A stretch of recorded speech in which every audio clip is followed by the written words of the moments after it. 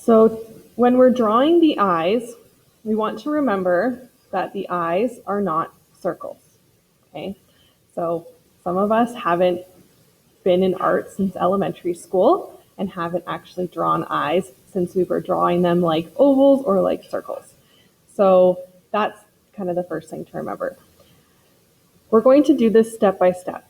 I would recommend starting with a very light pencil like a 4H or any of the H's as you begin.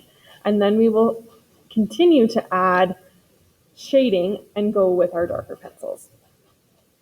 So with the eye, the best thing to draw first is going to be your tear duct.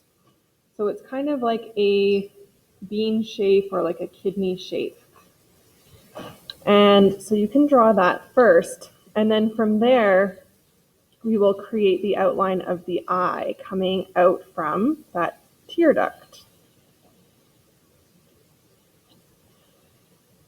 So it's ovular, but it's not a perfectly round oval, right? The next thing we'll draw is the upper crease, which mostly follows the outline of the top of the eye, but there is a slight upward movement at the beginning.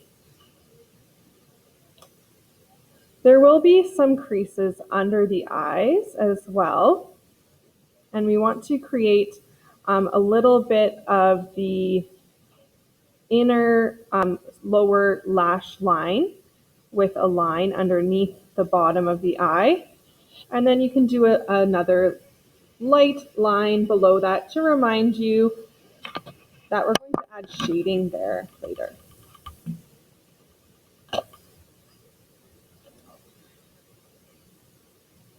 Next, we're going to draw the iris.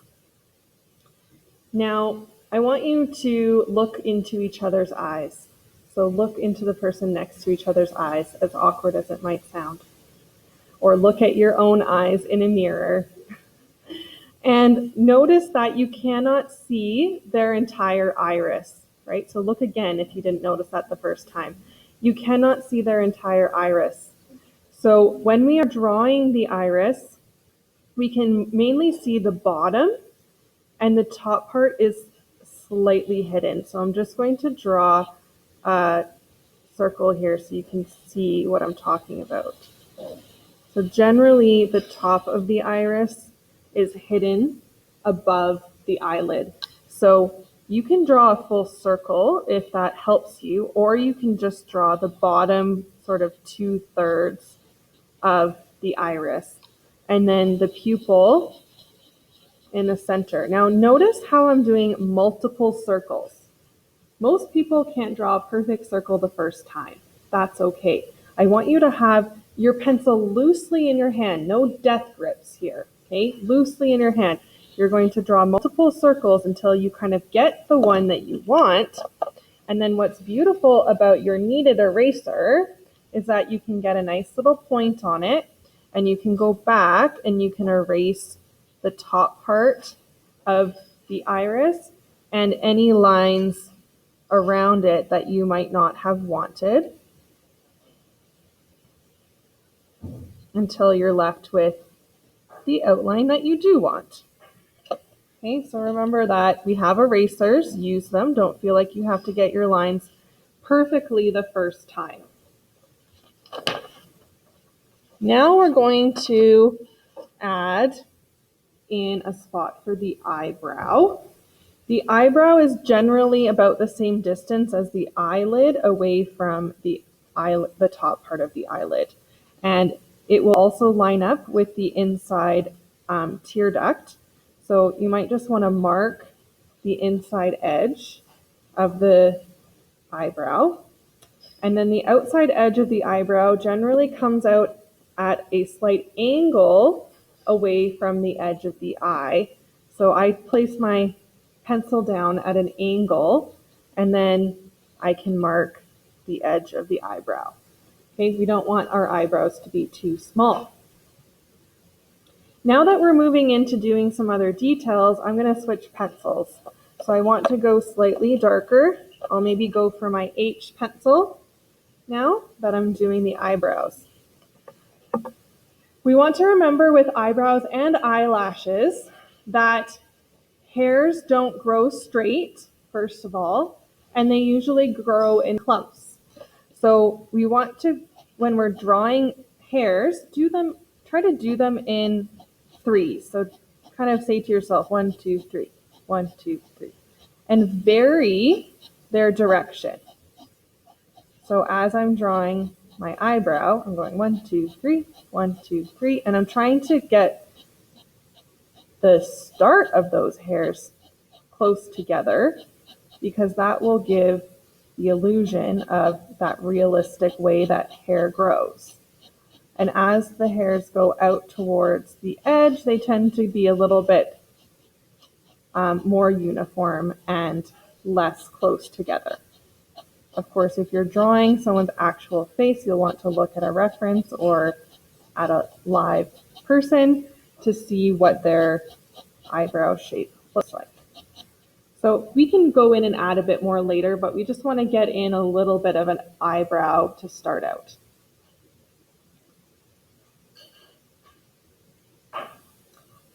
Okay, we're going to continue to add shading. So I think I'm going to switch now to one of my B pencils. Probably I'll just start with the actual B.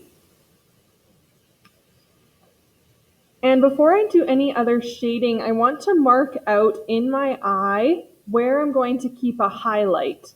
So please look up at this before you do it. Generally, a highlight is going to be a triangular shape, but sometimes it could also be square. It really depends on the light source. So if someone is outside, the reflection on their eye will be what shape?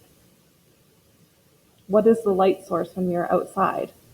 The sun. So it's going to be a circle.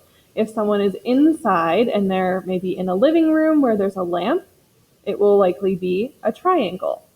We are in this room, which has fluorescent lights that are rectangles, so there might be a reflection of a rectangle. So you can kind of decide what shape your reflection will be, but I'm just marking that out so that I'm going to leave that part white or lighter as I am shading. The other parts of the eye that are going to remain lighter are going to be inside the whites of the eye, most of the inside of the tear duct, the inside crease of the bottom lashes. So I just want to kind of note that for myself before I start shading so that I'm not over shading in those areas, okay? And we always want to work from lightest to darkest. It's always easier to go darker. It's more difficult to go lighter because then we have to start using some sort of eraser, right? So we can start shading parts of the crease maybe with our B pencil. We're using the side of our pencil, not the tip of the pencil. So I have my side of my lead going along the crease, and then I can start working into the eye here. It's going to start with being slightly rough, okay? We want to work our way into detail. So at first, our shading doesn't have to be perfect. We're just starting to add in some difference of color here. Note that the inside of the whites of the eye isn't actually going to be perfectly white. So I do want to shade a little bit into the inside of the eye. And I'm leaving that inner crease here white, but I'll add a little bit of shading. Most people have a little bit of a shadow under their eye, so I can start to add that in. And again, don't worry about it being perfectly smooth because that is why we have this tool, our blending pencil. So we can start to go back into those areas with our blending pencil to smooth it out. And you can also start to create gradients this way. So you can see how I'm blending from the dark area of the crease, and I'm bringing some of that shade down to create that dark area to light area, that gradient. And it's also smoothing out some of the color. And I can go back into my eye as well and start doing that around the tear duct and into the white of the eye, which is not completely white. So that's why I'm going to use my blending pencil to just give it that bit of shadow. Everything in drawing something to look realistically is about creating areas of light and shadow. And you can hold your blending pencil in a very similar way that you do with your actual pencil and use the side of it. And you'll notice as you start blending, you're getting lead onto your blending pencil. So you can even use that as a tool for shading itself without adding any pencil at all. You can add very subtle areas of shade just using your blending pencil. Okay, so I'm going to switch into a darker pencil again. I think I'll go for my 3B pencil. As I continue to add shade and detail here, again, using the side of my pencil, I might start to darken up some of the shadows around the eye. Remembering that most people's skin tone is not white like a piece of paper, so we're going to need to add some subtle shading almost everywhere around the eye. And I can start to make my crease a little bit darker. Generally, there's a bit more of a highlight closer to the eyebrow area, so I'm not making that very dark. But definitely around where I'm going to eventually add details like my eyelashes, it's going to be darker underneath. So I'm going to add some shading there.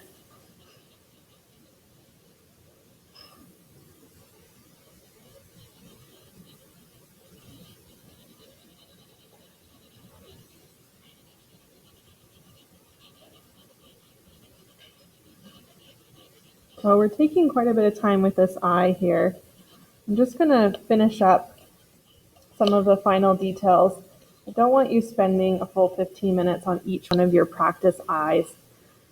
So as we go into the iris and start to add even more detail, we'll want to use our darkest pencil, our 6B pencil, because generally our iris tends to be a lot darker than the rest of the eye, depending on what color that person's eye is. And of course, the pupil is the darkest area. So I can now use the tip of my pencil to darken into the pupil to get it as dark as I can. And then as you're shading into the iris, just remember that the iris tends to be shaded like a pinwheel going out. So you want to rotate your wrist and your pencil around as you shade to give that realistic shading into the iris. So I'm going to try to get areas of light and dark into the iris because most people's color of their eyes is not one flat color. And then I'm leaving the highlight there so that it has a bit of dimension. And then the last thing I want to show you is the eyelashes. So please look up as I'm doing this. The eyelashes are going to go very similarly to the eyebrow, where we are going to have them curve up and out in clumps of 3. Now, depending on the person, most people's eyelashes will go past the crease of their eye. So we want to make them long enough. And notice it's almost like a check mark where part of the eyelash is curving down into the eye. So if you want them to look 3-dimensional and realistic, you'll want to do it almost like a check mark. And again, I'm going kind of 1, 2, 3. And as they get closer to the inside of the eye, they are going to get smaller. Okay, so I'm using my 6B pencil. This will be the last step because you can't really do a whole lot of blending over top of your eyelashes or you'll smudge them. And then the bottom lashes are coming out of that little crease at the bottom so that we have that three dimensionality